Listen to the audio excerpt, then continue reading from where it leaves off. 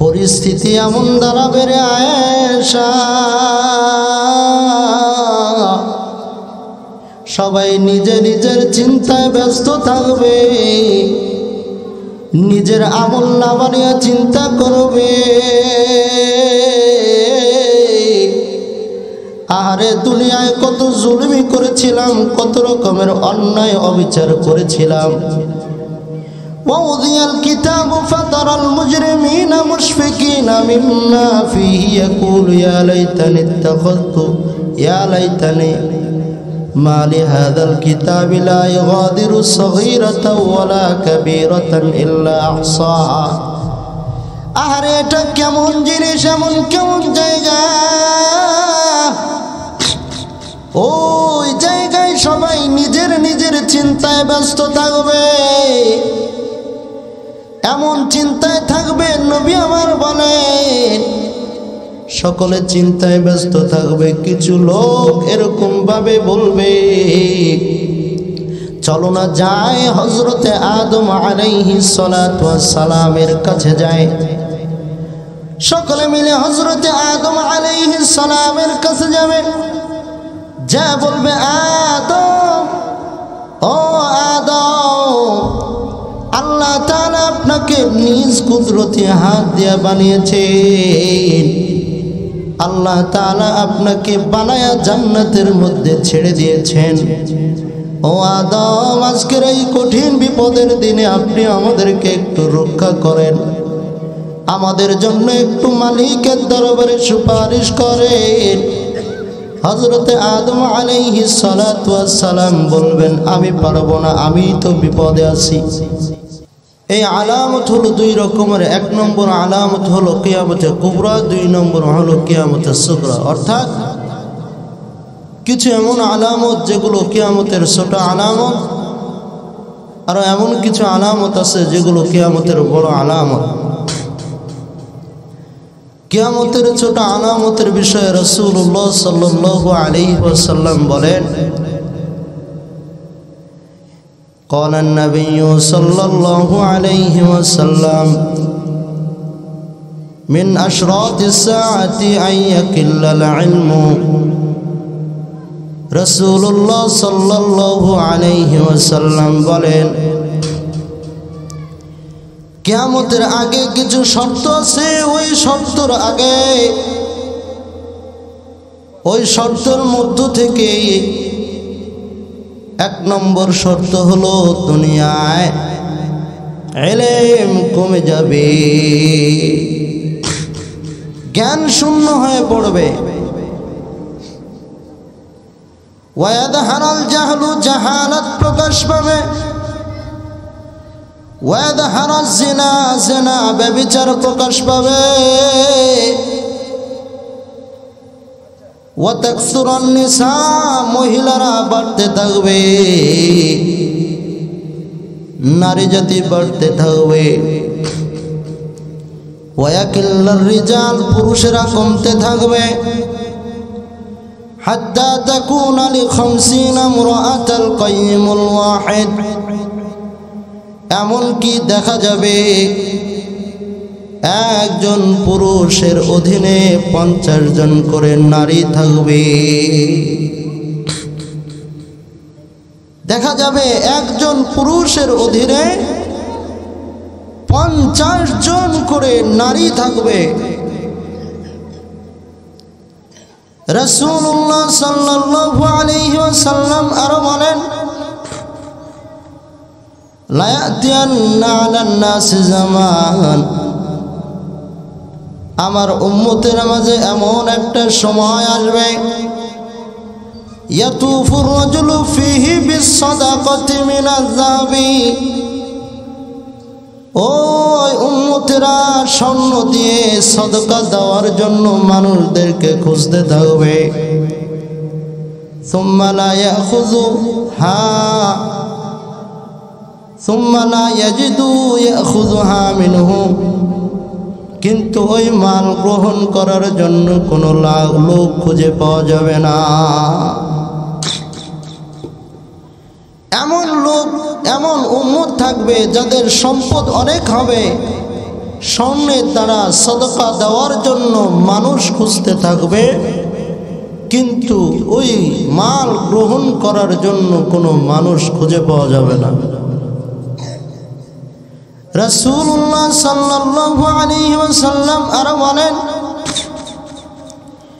লা ইয়াশরাবান্না নাসুন মিন উম্মাতিল খামরা, আমার উম্মতের মধ্য থেকে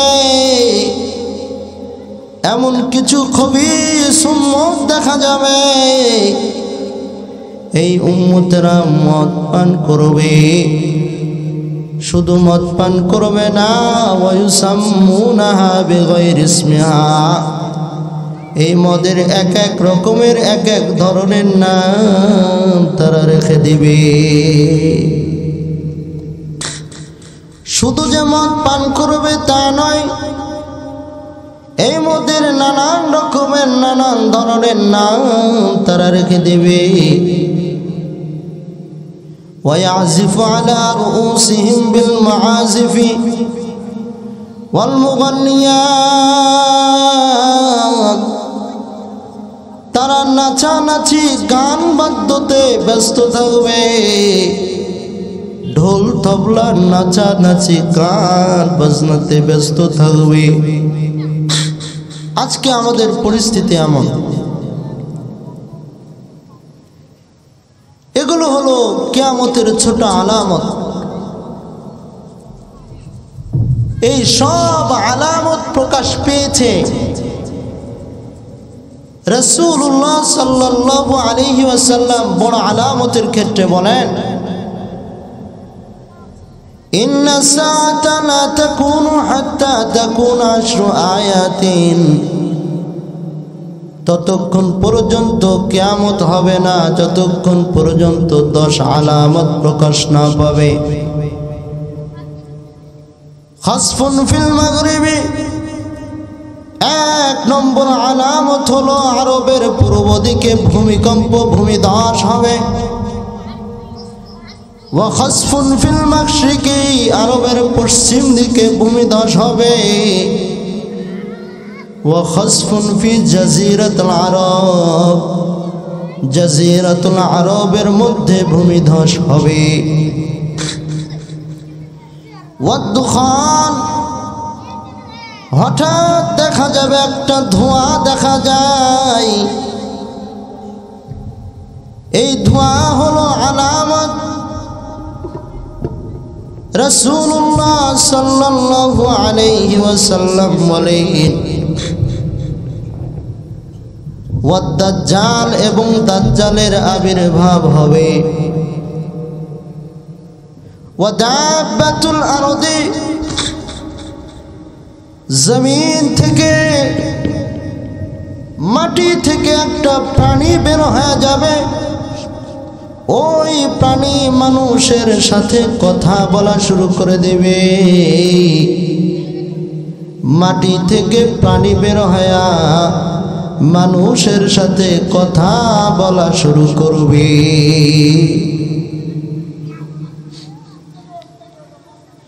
ওয়ায়াজুজ ওয়া মাজুজ, ইয়াজুজ মাজুজের আবির্ভাব হবে। ওয়া তুলুউশ শামসি মিন মাগরিবিহা, পশ্চিম দিক থেকে সূর্য উদয় হবে। ওয়া নারুন তাখরুজু মিন কারাতি আদান, আদান নামক এলাকা থেকে একটা আগুন বের হবে। তারা হালুন না, যে আগুনটা বের হয়ে মানুষদেরকে তাড়াইতে থাকবে। আদান নামক এলাকা থেকে একটা আগুন বের হবে, যে আগুনটা মানুষদেরকে তাড়িয়ে তাড়িয়ে হাঁকাইতে থাকবে, দিতে থাকবে। অন্য রাওয়ায়াতে নবী আমার বলেন, যালিকা নারুন তাখরুজু মিনাল ইয়ামান, সেটা হলো এমন আগুন যে আগুনটা ইয়ামান শহর থেকে বের হবে। তাতরুদুন নাসা ইলা মাআশিরিহিম, মানুষদেরকে হাঁকা হাঁকা হাঁকা হাঁকা তাদের জমাতের স্থানে একত্রিত করবে। এই 10টা আলামত হলো কিয়ামতের বড় আলামত। উলামায়ে কেরামগণ বলেন কিয়ামতের ছোট আলামত যেগুলো আছে সবগুলো প্রকাশ পেয়েছে, একটাও বাকি নাই। কিয়ামতের যে বড় আলামতগুলো আছে এই আলামত প্রকাশ পায় নাই, কিন্তু বেশি দেরি নাই, পেয়েও যাবে, তাড়াতাড়ি পাবে, অতি তাড়াতাড়ি পাবে। যেমন নাসা বৈজ্ঞানিক বলতেছেন পশ্চিম দিক থেকে সূর্য ওঠা বেশি দেরি নয়, আজকেও উঠতে পারে, কালকেও উঠতে পারে, যে কোনো সময় পশ্চিম দিক থেকে সূর্য উদয় হয়ে যেতে পারে। এই জন্য উলামায়ে কেরামগণ বলেন কিয়ামতের বড় যে আলামতগুলো আছে এই আলামতগুলো পাওয়া পেতে বেশি দেরি নাই, অচিরেই এই আলামতগুলো প্রকাশ পাবে। এবার আসেন রাসূলুল্লাহ সাল্লাল্লাহু আলাইহি ওয়াসাল্লাম বলেন আমার উম্মতের মাঝে দাজ্জাল আসবে। এই দাজ্জাল এসে 40 অবস্থান করবে। রাবি আব্দুল্লাহ ইবনে উমর রাদিয়াল্লাহু তাআলা আনহু বলেন নবী আমার 40 দ্বারা কি 40 দিন বুঝাইছেন কিনা? নবী আমার 40 দ্বারা কি 40 বছর বুঝাইছেন কিনা? নবী আমার 40 দ্বারা কি 40 সপ্তাহ বুঝিয়েছেন কিনা আমার জানা নাই। অন্য রওয়ায়াতের মধ্যে আছে 40 দ্বারা দাজ্জাল 40 বছর অবস্থান করবে। এই দাজ্জাল আসবে, সে দুনিয়াতে ফিতনা ফাসাদ সৃষ্টি করবে, মানুষদেরকে ধোঁকা দিতে থাকবে। এরকম খারাপ মানুষেরা তার ধোঁকায় পা দিয়ে যাবে, তার ধোঁকাতে ধরা পড়ে যাবে।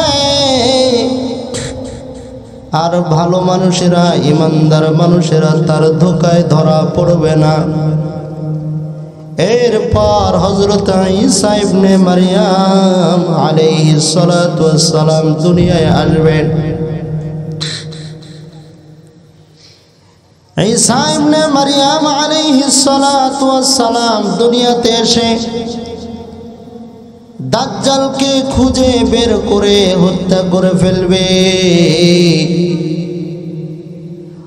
এরপর 70 বছর পর্যন্ত মানুষেরা শান্তিতে বসবাস করবে। ভাই ভাই মারামারি হবে না, ফিতনা ফাসাদ হবে না, সুদ থাকবে না, ঘুষ থাকবে না, অন্যায় থাকবে না, অবিচার থাকবে না। মানুষেরা শান্তিতে সুখে শান্তিতে ভাই ভাই মিল মহব্বত দিয়ে বসবাস করবে। 70 বছর যাবত পর্যন্ত নবী আমারা বলেন এরপর আল্লাহ তাআলা সিরিয়া থেকে একটা বাতাস প্রেরণ করবেন। এই বাতাসটা হবে ঠান্ডা শীতল বাতাস। এই বাতাস এসে মুমিনের শরীরের মধ্যে লাগবে। যেই মুমিনের শরীরের মধ্যে লাগবে অমনি মুমিন মারা যাবে। এমনকি যদি কোনো মুমিনের অন্তরের মধ্যে সামান্য পরিমাণও সরিষার দানা পরিমাণও যদি ঈমান থাকে, ওই মুমিনের অন্তরে এই বাতাস লাগবে, ওই মুমিনের গায়ে এই বাতাস লাগবে, আর ওই মুমিন মারা যাবে।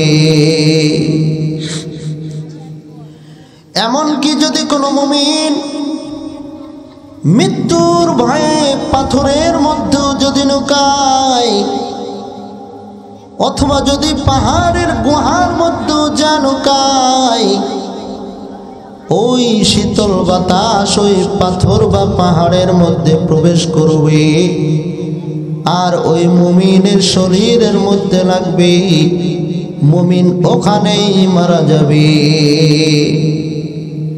অর্থাৎ দুনিয়ার মধ্যে কোনো মুমিন থাকবে না, আল্লাহ বললে ওয়ালা কোনো ব্যক্তি থাকবে না, দুনিয়ার মধ্যে ভালো মানুষ থাকবে না, দুনিয়ার মধ্যে যারা বেঁচে থাকবে ফিতনাওয়ালা লোকগুলা দুনিয়ায় বেঁচে থাকবে। নবী আমার বলে এই মানুষগুলো দুনিয়াতে এমন কোনো খারাপ কাজ নাই যে করে নাই, এমন কোনো ভালো কাজ নাই যে তারা ছাড়ে নাই। এমন লোকগুলো দুনিয়ায় বেঁচে থাকবে। ওই মুহূর্তে আল্লাহ তাআলা হযরত ইসরাফিল আলাইহিস সালাতু ওয়াস সালামকে বলবেন, ইসরাফিল এবার তুমি সিংহে ফুঁক দেওয়া শুরু করো। হযরত ইসরাফিল আলাইহিস সালাতু ওয়াস সালাম সিংহে ফুঁক দেওয়া শুরু করবে। তাম বিশ্ব ধ্বংস হতে শুরু করবে। ওই ফুৎকারের আওয়াজ যখন দুনিয়ার মধ্যে প্রবেশ করবে, দুনিয়ার কিছু মানুষ থাকবে, কিছু মানুষ মাঠের মধ্যে কাজ করতে থাকবে, কিছু মানুষ ঘরের মধ্যে কাজ করতে থাকবে, কিছু মানুষ নিজের ব্যস্ততায় থাকবে। সর্বপ্রথম এই আওয়াজ যেই ব্যক্তি শুনতে পাবে, ওই ব্যক্তি উটের পানির হাউজে মাটির প্রলেপ দিতে থাকবে। ওই ব্যক্তি দেখতে পাবে একটা আওয়াজ কানের মধ্যে ভাসতেছে। ওই আওয়াজ যখন ওই ব্যক্তি শুনবে, সাথে সাথে চিল্লা বেহুশ হয়ে যাবে। তার চিল্লানির অবস্থা দেখে সবাই চিল্লাইতে থাকবে, সবাই দুনিয়ার জমিন থেকে ধ্বংস হয়ে যাবে। অর্থাৎ দুনিয়ার মধ্যে কোনো জীব আর বেঁচে থাকবে না। আল্লাহ তাআলা প্রত্যেকটা মাখলুকাতকে ধ্বংস করে দেবেন, প্রত্যেকটা মাখলুক মারা যাবে। এরপর আল্লাহ তাআলা ৪০,০০০ বছর পর আবার দ্বিতীয় ফুৎকারের জন্য বলবেন। অর্থাৎ দুনিয়ায় কোনো মানুষ বেঁচে থাকবে না, দুনিয়ার মধ্যে কোনো মানুষ বেঁচে থাকবে না, কোনো জীব বেঁচে থাকবে না, কোনো জন্তু বেঁচে থাকবে না, সব কিছু মারা যাবে। আল্লাহ তাআলা রাসূলুল্লাহ সাল্লাল্লাহু আলাইহি ওয়াসাল্লাম বলেন, ইয়াকবিদুল্লাহুল আরদা, জমিনটাকে আল্লাহ তাআলা হাতে নেবেন, জমিনটাকে হাতে নেবেন। ওয়ায়াতমিস সামাওয়াতি বিয়ামিনিহি, আসমানটাকে আল্লাহ তাআলা নিজ কুদরতে হাত দিয়া দুমড়াবেন, মুসরাবেন। সুম্মা ইয়াকুল, এরপর আল্লাহ তাআলা বলবেন, আনাল মালিকু, আমি তো মালিক। আইনা মুলুকুল আরদি, দুনিয়ার ওই রাজারা কোথায়? দুনিয়ার মধ্যে যারা ক্ষমতা চালিয়েছ ওরা কোথায়? দুনিয়ার মধ্যে যারা জুলুমি করেছে ওরা কোথায়? দুনিয়ার মধ্যে যারা ক্ষমতা চালিয়েছে ওরা কোথায়?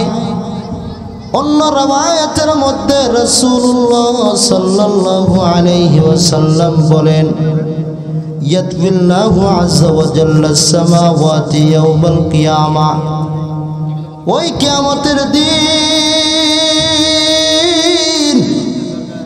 আল্লাহ তাআলা আসমানটাকে হাত দিয়া দুমড়াবেন, মুসরাবেন। সুম্মা ইয়াখুযুহুন্না বিয়াদিহিল ইয়ুমনা, এরপর আল্লাহ তাআলা আসমানটাকে ডান হাতে নেবেন।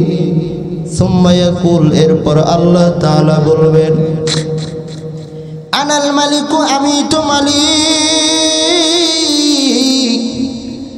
আইনাল জাব্বারুন, আইনাল মুতাকাব্বিরুন,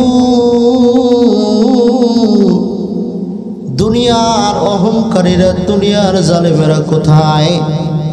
দুনিয়ার অহংকারীরা কই? যারা দুনিয়ার ক্ষমতা পায়া অহংকার করেছিল।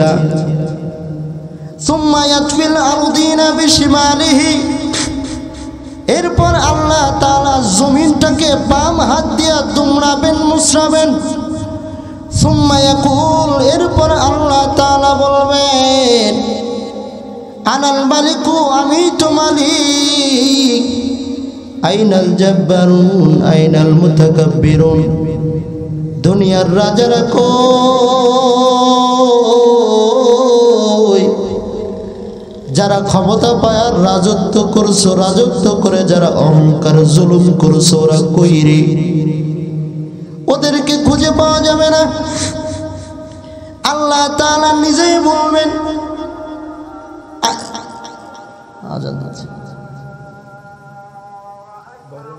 তিনজন ফেরেশতা, কেউ তার তিনজন ফেরেশতারা জানটা তুমি কবজা করে নাও। আজরাইল আলাইহিস সালাতু ওয়াস সালাম আল্লাহ তাআলার অর্ডার পেয়ে তিনজন ফেরেশতারা জান কবজ করে নেবেন। জান কবজ করে আবার আল্লাহ তাআলার দরবারে এসে দাঁড়াবেন।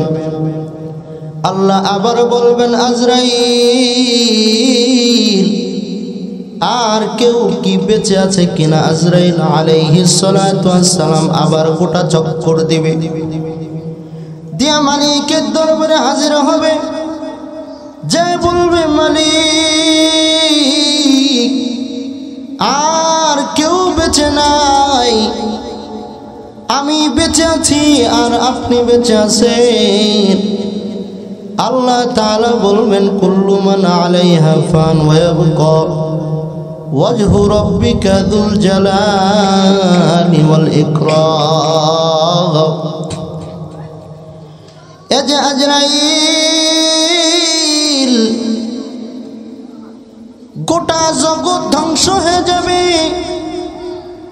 আমি আল্লাহ বেঁচে থাকবো। আমি আল্লাহ তো মরণশীল নই, আমি আল্লাহ মরতে পারি না, আমি আল্লাহ চিরঞ্জীব, আমি আল্লাহর মরণ নাই রে আজরাইল। সুতরাং আজরাইল তুমি মারা যাও, তোমার জান তুমি নিজেই কবজা করো। আজরাইল আলাইহিস সালাতু ওয়াস সালাম জান্নাত জাহান্নামের মাঝখানে স্থানে যা নিজের জানটা নিজেই কবজা করবে। গোটা জগৎ খালি হয়ে যাবে। আল্লাহ তাআলা বলবেন লিমানিল মুলকুল ইয়াউম, আজকের রাজত্ব কার? আজকের বাদশাহিত্ব কার? কিছুক্ষণ পর আল্লাহ নিজেই জবাব দিবেন লিল্লাহিল ওয়াহিদিল কাহ্হার, আজকের রাজত্ব, আজকের ক্ষমতা, আজকের বাদশাহিত্ব সব কিছু আমি আল্লাহ। সুবহানাল্লাহ। দুনিয়ার সব কিছু শেষ হয়ে যাবে। 40,000 বছর পর আবার আল্লাহ তাআলা হযরত ইসরাফিল আলাইহিস সালাতু ওয়াস সালামকে বলবেন ইসরাফিল সিংহে ফুঁক দাও। وإذا نفخ في الصور فإذا هم من الأجداث إلى ربهم ينسلون। হযরত ইসরাফিল আলাইহিস সালাতু ওয়াস সালাম যখন সিংহে ফুঁক দিবেন, সাথে সাথে মানুষেরা কবর থেকে বের হয়ে মালিকের রবের দিকে ছুটতে থাকবে, মালিকের দিকে ছুটতে থাকবে, ছুটে চলতে থাকবে। নবী আমার বলেন ইউহশারুন নাসু ইয়াওমাল কিয়ামাতি হুফাতান উরাতান গুরলান। কিয়ামতের দিন আল্লাহ তাআলা খালি পায়ে উঠাবেন উলঙ্গ ভাবে উঠাবেন, শরীরে কোনো কাপড় থাকবে না, খতনাবিহীন অবস্থায় উঠাবেন। হযরত আয়েশা সিদ্দিকা রাদিয়াল্লাহু তাআলা আনহা প্রশ্ন করলেন, ও নবী আমার, আন-নিসাউ ওয়ার-রিজালু জামিআন ইয়ানজুরু বা'দুহুম ইলা বা'দিন, ওখানে তো পুরুষও আবার মহিলারাও একসাথে থাকবে, তাহলে কি নবী আমার একজন আর একজনের দিকে কি তাকাবে না? নবী আমার বলেন, আল আমরু আশাদ্দু মিন আইয়ানজুরা বা'দুহুম ইলা বা'দিন। পরিস্থিতি এমন দাঁড়াবে রে আয়েশা, সবাই নিজের নিজের চিন্তায় ব্যস্ত থাকবে, নিজের আমল নামা নিয়ে চিন্তা করবে।